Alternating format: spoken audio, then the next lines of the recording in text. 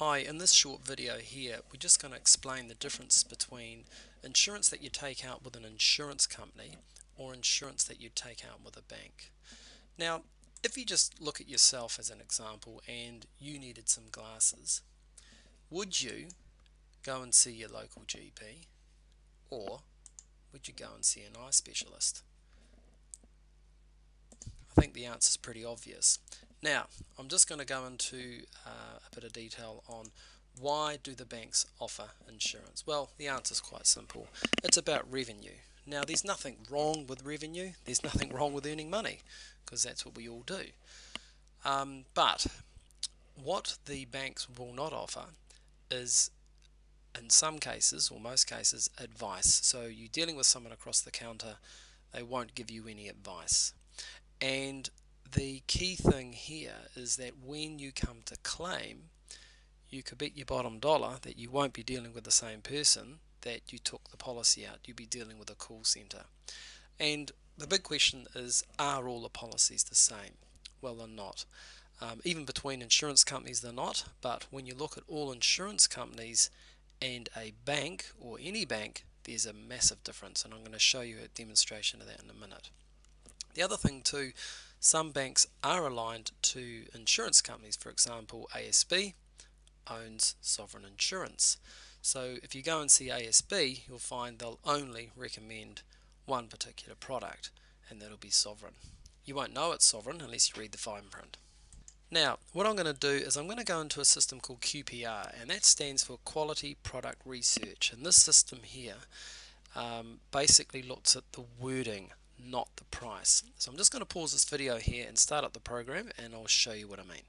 So I'm just going to enter in the basic profile of this person called John Brown. He's a male, non-smoker, age 50.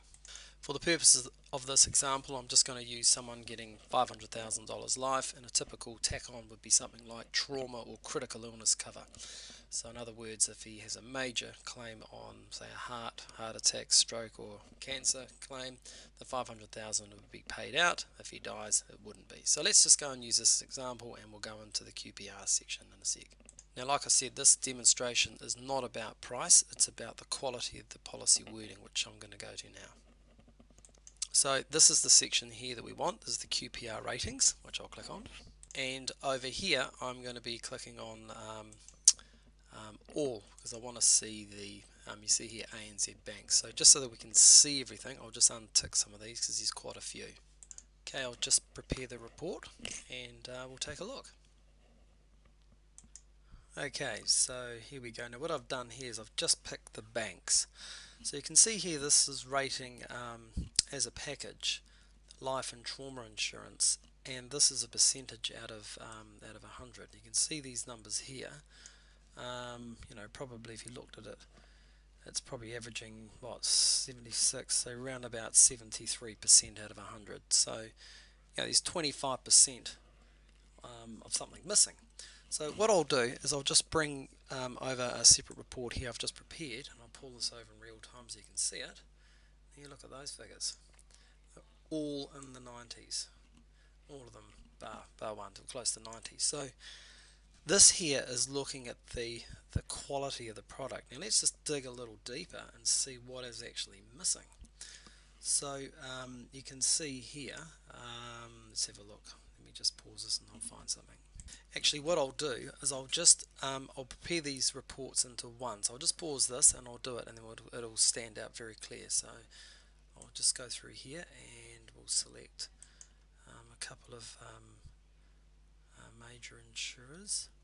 Let's pick these to say, here we go, Partners Life, Sovereign, that'll do, and we'll hit save. Now remember, this is only looking at, this wording is particular to this person here, so it's a male aged 50 and his occupation is a class 1. So this is looking at all the wording and it's saying what's favourable to him. Okay, so it's very specific on the demographic of that person, his age, his gender and his occupation. If it was a female, it would come up completely different. So here we go. Now let's just dive into, say, the trauma and have a look. Here we go. So here we are straight away here. So diagnose and partial benefit. So there you go. So no partial benefit, insurer, partial benefit, insurer, partial benefit, bank, no benefit, no benefit, even Westpac. So you can see here, all these here stand out. And here's what's this one here, special events increase. Banks won't allow it. What that means is if you get married or something changes, the insurance companies will allow you to increase your policy to a given factor. It could be like 20%, and there's no underwriting allowed, so, no underwriting required. Let's have a look here so we can find some more holes. Here's another upgrading. Now this is a biggie. This one's a biggie. What this is, it means as they upgrade the policy wording, you automatically go up with the tide. Now look at this. None of the banks offer it. None of them. So what it means is you're buying a policy today and it's going to stay the same.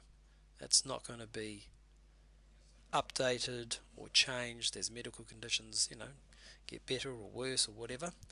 So there you go. So hopefully you found that a bit of interest, and it was really just to highlight to you, should you buy through an insurance company or a bank? And hopefully that's answered your question. Thanks.